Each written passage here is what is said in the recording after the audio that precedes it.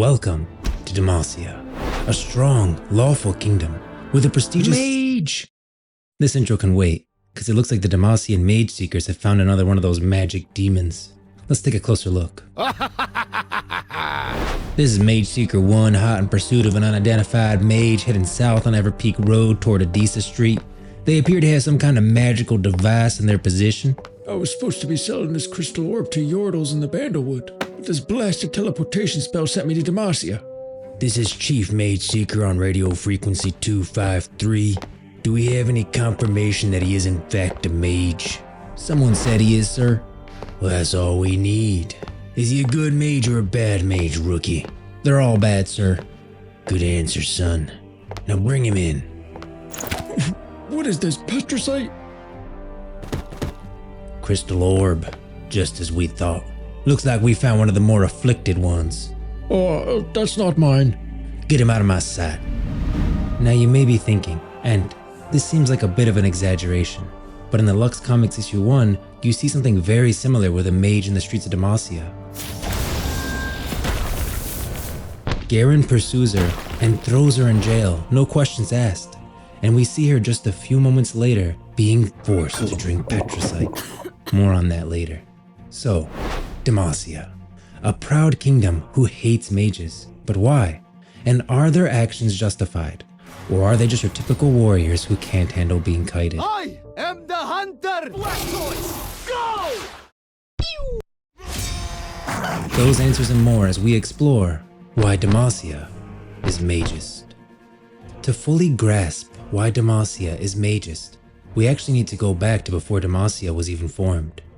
Back to the Rune Wars.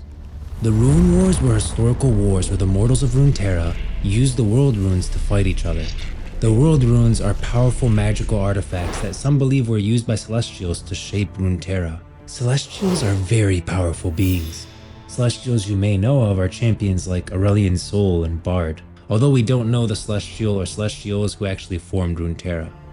Now you can almost think of the world runes as magic on a nuclear level. Very powerful, very dangerous, and very destructive.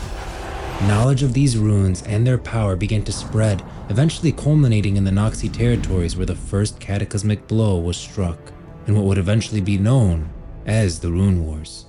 These wars were so brutal, they erased multiple civilizations, landmasses, and much of the recorded history from the face of the planet, leaving behind only myths and folklore.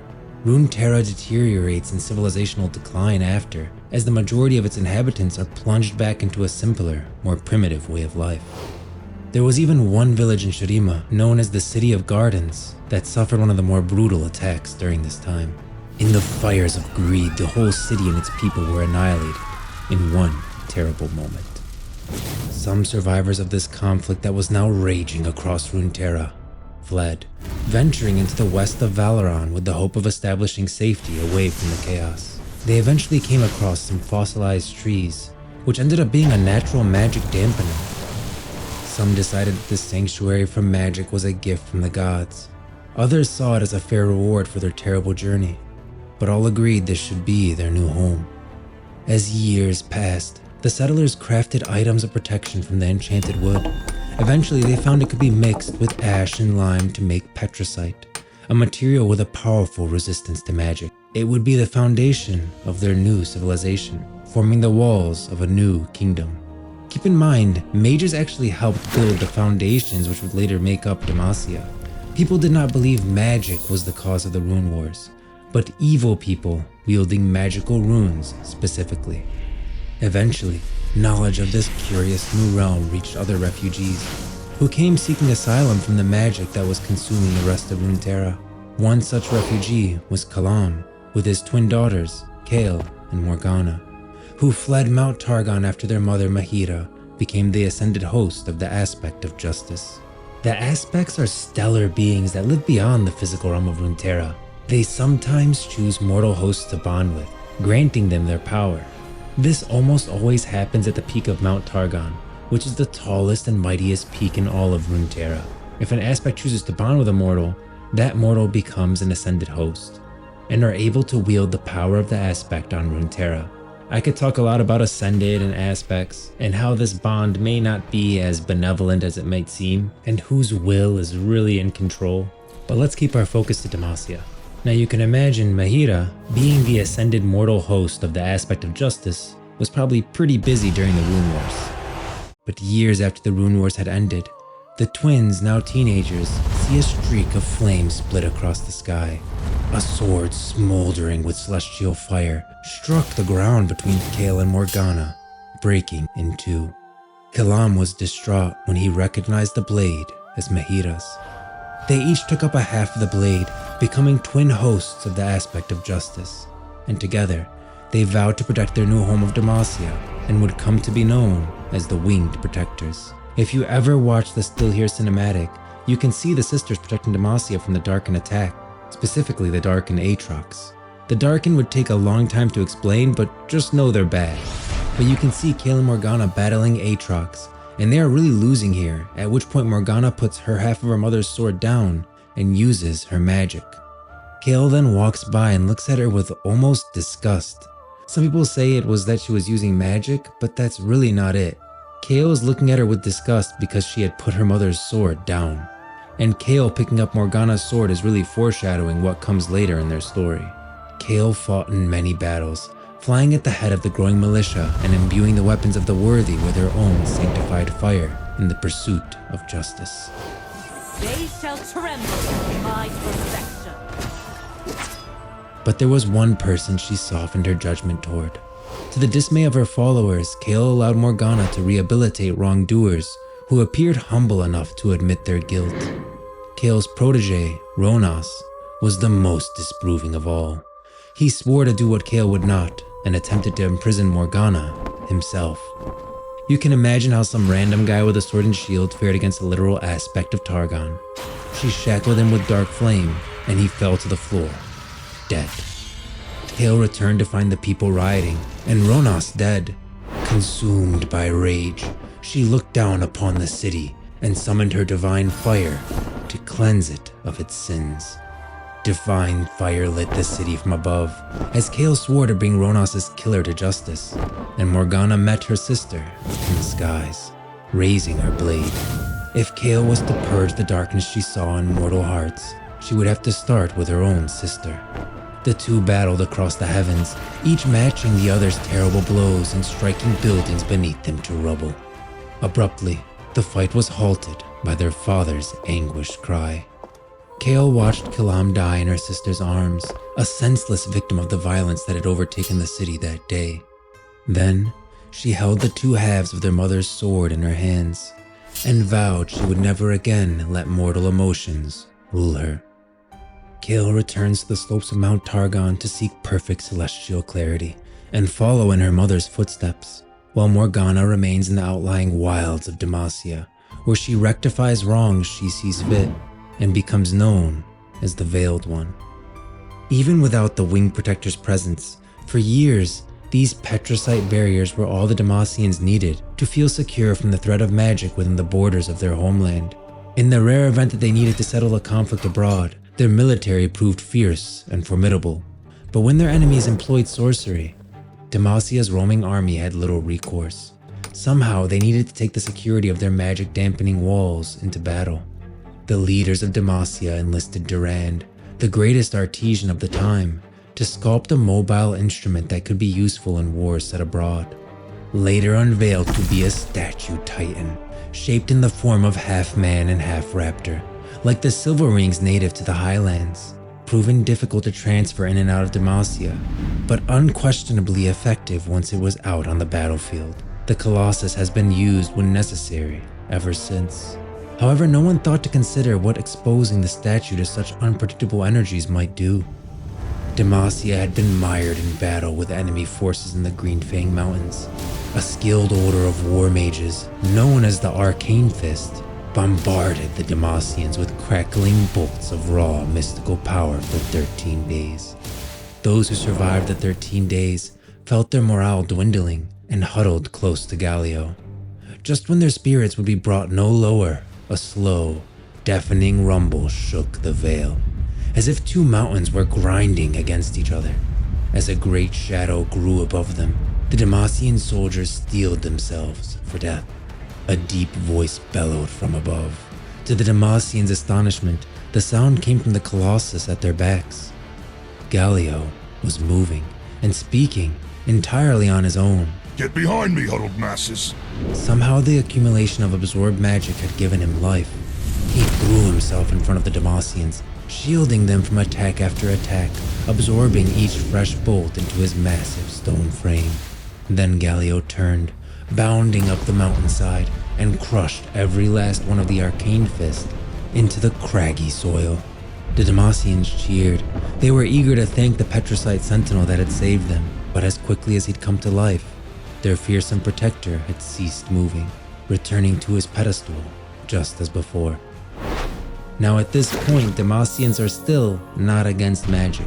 In fact, in Demacia, magic was still used for good to make the city stronger. But over time, those in power altered history, harnessing fear to control the people, blaming the Rune Wars on magic itself. They also altered the story of the Winged Protectors, instead focusing more on Kael and her cleansing fire in the pursuit of justice, while completely removing Morgana and the forgiveness she offered to those seeking redemption. It was then when the Mageseekers were created. They burned all magic texts and persecuted any mages they could find. Soon, Demacians believed their nation was founded not as a safe haven from evil, but as a safe haven from magic, with many of the kingdom's folktales telling of pure hearts turned dark by the lure of magic. The Mageseekers were an organization tasked with hunting down mages, securing magical artifacts, and accompanying any magical envoys during their stay in the kingdom. If magical affliction is noticed in children, they were registered under the laws of stone and required to follow its tenets, or were given the opportunity to work as Mageseekers themselves. Now looking a little closer at Mageseekers, they wear half masks to signify they are acting on behalf of the throne of Demacia, and not under their normal social or military roles. Mageseekers are not ashamed of what they do to keep Demacia safe from magic, and thus do not conceal their identities. They also use Petricite Grey Marks, badges used by Mageseekers to detect and nullify magic. They also have a handbook, which is the main guide that all Mageseekers must abide by. This book contains the following. Long ago, the wild magics of the Rune Wars brought all Runeterra to its knees. Thus our order was created to protect our kingdom by ridding it of magic, whether abroad or within. Arcane items have undeniable intrigue, but these objects of power are best left to the capable hands of our experts, and away from the well-meaning ignorance of our citizens. Your Petricite Grey Marks is your primary safeguard against magic, a symbol of our responsibilities and a reminder to others of our authority. Honor it above all else. The Mageseekers also have multiple headquarters throughout Demacia, protected by Petricite obelisks that can absorb the magic of even the strongest mages. Here, they imprison mages and conduct experiments, many of which you may fight in the Riot Forge title, Mageseeker. There's a nature experiment, a wind experiment, storm experiment, mystic experiment. Now some of you may have already caught on to this, but if you look closer at the experiments, you can see that they are actually mages crossed with animals into grotesque amalgamations. But despite persecuting magic, the Mageseekers had numerous mages within their ranks. Being a Mageseeker was the only way for a mage to be safely accepted as a citizen of Demacia. Many mages were recruited at a young age and indoctrinated with the philosophy of the Mageseekers, sometimes leading to great self-loathing. Those who refused to become Mageseekers or could not control their powers were imprisoned like every other mage.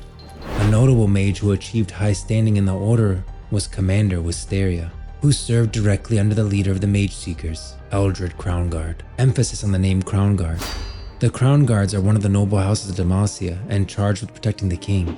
Notable members include Eldred Crownguard, who I already mentioned, Tiana Crownguard, wife of Eldred Crownguard and High Marshal of Demacia, her nephew Garen, leader of the Dauntless Vanguard. The Dauntless Vanguard are an elite order of warriors assigned to handle Demacia's most dangerous foes and confront threats beyond its borders, and are the most prestigious battalion of Demacia. And the last notable member of the Crownguard family is Luxana Crownguard, Garen's sister. It was just before this time when the Mageseekers discovered a boy with the ability to root out hidden sorcery. His name was Sylas. And what a garbage power that is. You're in a world where people are shooting fire, frost, and arcane, literally light, out of their fingertips. And your power is you can see that these people have powers, even if they aren't using them. I mean, your power is literally only good for snitching. And of all places to be born, you're born in Demacia. And as a child, he helped the Mageseekers apprehend numerous mages. Through his work, Sylas began to notice that magic was far more prevalent than Demacia cared to admit. He could sense glimmers of hidden power even among the wealthy and prominent, some of whom were the most outspoken decriers of mages. But while the poor were punished for their afflictions, the elite seemed above the law, and this hypocrisy planted the first seed of doubt in Sylas's mind. Those doubts finally bloomed in one deadly fateful event, when Sylas and his handlers encountered a mage living in hiding in the countryside. After discovering it was only a young girl, Sylas took pity on her. When he tried to shield the child from the Mageseekers, he accidentally brushed against her skin. The girl's magic rushed through Sylas's body, but rather than killing him, it shot forth from his hands in raw, uncontrollable bursts. It was a talent he did not know he possessed, and it resulted in the deaths of 3 people. Knowing he would be called a murderer, Sylas ran and quickly gained notoriety as one of the most dangerous mages in Demacia. Indeed, when the Mageseekers found him, they showed no mercy. Though he was still just a youth, Sylas was sentenced to life imprisonment. He languished in the darkest depths of the Mageseeker compound, forced to wear heavy shackles of magic-dampening petricite. Robbed of his arcane sight, his heart turned as hard as the stone that bound him, and he dreamed of vengeance on all who had put him there. I will be the monster they think I am. Now remember one of the Crownguards that I mentioned, Luxana Crownguard? Well, she was riding home one fateful night when her and her horse were attacked by a ravenous saber-wolf pack. In a moment of fear and desperation, the young girl let loose a torrent of magical light from deep within her, routing the beasts but leaving her shivering in fear. Magic, the terror of Demacian myths, was as much a part of Lux as her Crownguard lineage. But there was hope for both Sylas and Lux. At this time, the current king of Demacia, King Jarven III, was beginning to see the darkness within Demacia with regard to the Mageseekers, and so he wrote a royal decree that would disband the Mageseekers and release the mages within their custody. While this decree was being positioned, and after 15 wretched years in prison, Luxana Crownguard began to visit Sylas. Even with his shackles, Sylas recognized her as a singularly powerful mage, and over time, the two forged an unusual and secretive bond. In exchange for Sylas's knowledge of the control of magic, Lux educated him about the world outside his cell, and brought him whatever books he desired. Eventually, through careful manipulation, he convinced the girl to smuggle a forbidden tome into his cell, the original writings of the great sculptor Durand, detailing his work with petricite. The work revealed the secrets of the stone to Sylas. It was the foundation of Demacia's defenses against harmful sorcery, but he came to see that it did not suppress magic, but absorb it. This explains Galio. He absorbs magic, and once he has enough, is able to come to life. And if the power was held within the petricite, Sylas wondered if he could release it. All he needed was a source of magic, a source like Lux. But she never visited Sylas again. Her family, the immensely powerful Crownguards, had learned of their contact and were furious that Lux had broken the law to help this vile criminal. Without explanation, they arranged for Sylas to be executed. On the scaffold, Lux pleaded for her friend's life, but her cries fell on deaf ears. As they began to drag Lux off the stage, she pushed past the guards to hold Sylas one last time. He stole magic from his only friend, Lux Crownguard, betraying her to break free of his shackles.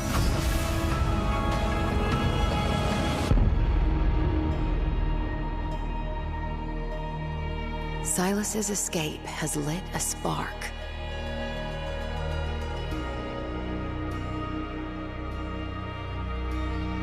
Will he use his power for petty revenge?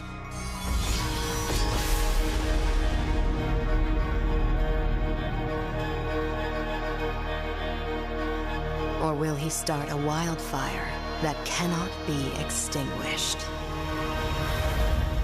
During his escape, King Jarvan III was assassinated. His son, Jarvan IV, found the letter detailing his disbanding of the Mageseekers and tore it up, blaming Sylas for his father's death. I honestly think it was the Mageseekers who capitalized on the chaos of Sylas' escape to kill King Jarvan III, given that he was preparing to disband them. After the death of the king and Sylas' escape, the Mageseekers began to systematically gather and imprison or exile all known mages within Demacia. Young and old, dangerous or benign, every person with even a trace of magical ability was taken away from their homes and families. You're a wizard, Harry. Go to Azkaban. These drastic decisions led to numerous revolts across the kingdom. The people demanded their loved ones to be returned to them. One such similar instance happened in Meltridge. A diplomatic convoy from Arbormark was being escorted to the capital by the Demacian military and the Mageseekers. When they reached Meltridge, they were ambushed by the local villagers demanding retribution for the capture of one of their residents. Despite a small fight erupting, further escalation of violence was averted by the quick actions of a soldier named Cythria, who stopped the fighting and promised the parents that she would do anything within her power to bring their daughter back to them. This next section contains a lot of spoilers for the Riot Forge title Mageseeker, so if you haven't played that yet and you don't want any spoilers, feel free to skip to the next timestamp. Sylas had begun to seek allies to start his revolution, with his main goal being to return to Demacia and kill Eldred Crownguard. Sylas and his rebels waged guerrilla warfare against the Mageseekers, raiding their outposts to steal supplies and recruit their prisoners. During one such raid, they found a feather of the Veiled Lady. Intrigued by its power, Sylas sought her out and found her within the sacred woods. While Morgana agreed that the Mageseekers were a threat, she withheld assistance due to her disdain for Sylas' vengeance. Despite this, Sylas would lead his rebels to assault the great city, battling their way through Demacia until Sylas reached Eldred's office and slayed the leader himself. Jarvan and Shyvana would battle him shortly after, but Sylas had to make a choice between helping his allies and killing the king. Sylas retreated from the wounded duo to help the rebels survive the fight. Although not everyone makes it out, one of the rebels Sylas had become close to, Liliana, sacrificed her own life to give the rebels a chance to escape. Reeling from Liliana's death, Sylas finally understood what Morgana meant about vengeance, and she would summon him back to give him a weapon that could defeat the Mageseekers. She showed him a vision of Demacia's founding, how mages and non-mages alike worked hand in hand to create their nation. But people like the Mageseekers distorted the truth and turned the people against magic itself rather than evil.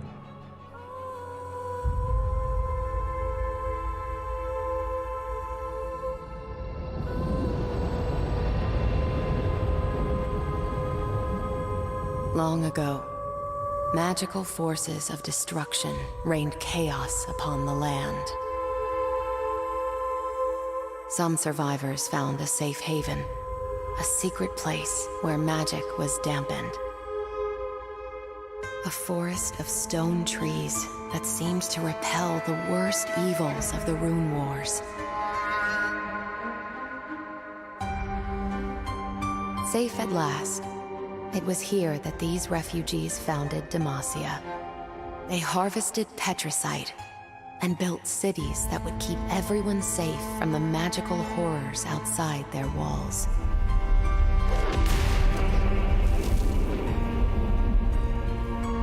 Here, magic was harnessed for good. Mages used their powers to make the city stronger.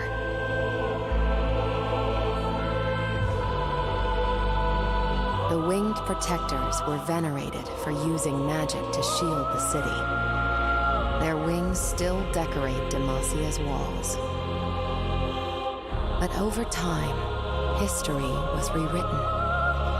Those in power harnessed fear, blaming the Rune Wars on magic itself.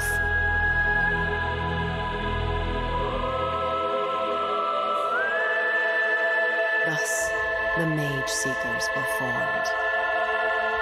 Zealous in their hatred, they banned all magic and brought terror to the mages. With within its own walls, Demacia was under siege. Mages hid to avoid persecution. Soon, Demacians believed that their nation was founded not as a safe haven from evil, but as a safe haven from magic. But magic cannot be hidden for long. It persevered in shadow and secrets. And people need magic, whether they admit it or not. I would know. I hear their prayers every night.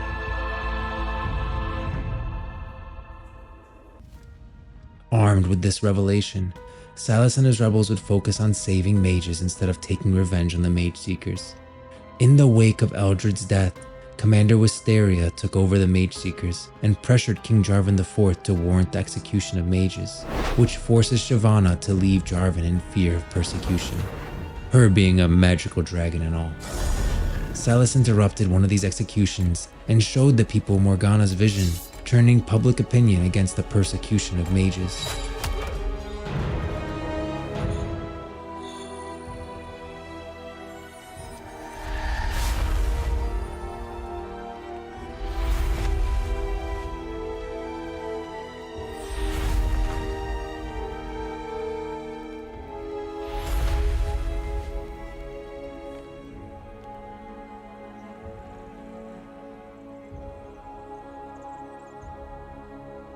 Growing desperate, Wisteria led the Mageseekers to exterminate a camp of mages in Terabithia, led by Lux. Sylas and his rebels arrived to her defense.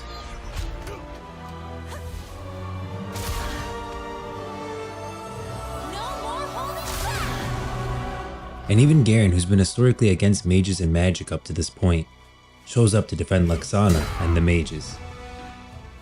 During the battle, Sylas eventually comes face to face with Wisteria.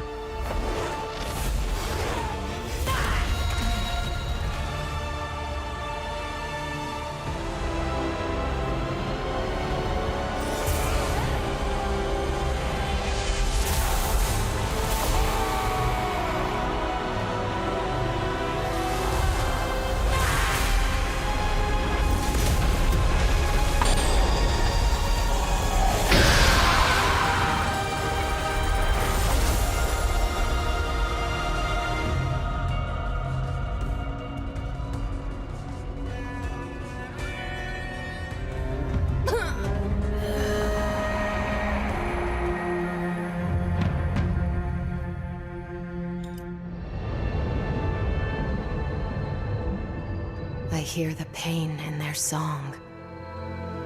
There are notes of bitterness and regret, but also a new tone of acceptance and respect. The young king must keep many things in balance.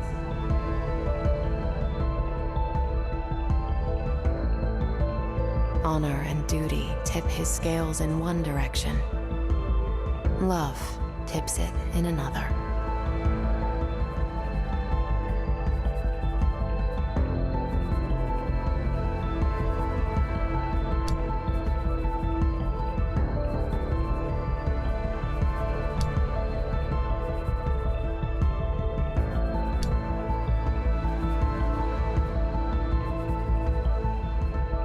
The rebel leader mourns the dead. He does not know, but they still stand beside him.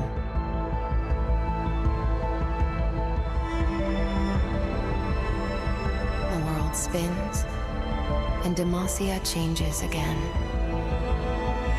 In some ways, it is returning to what it once was. What is life but the small differences we make each day?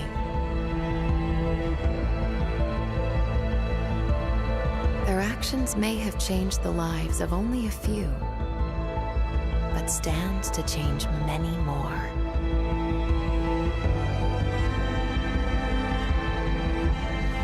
The wings of the smallest bird may change the weather itself. And and they have raised a storm to behold.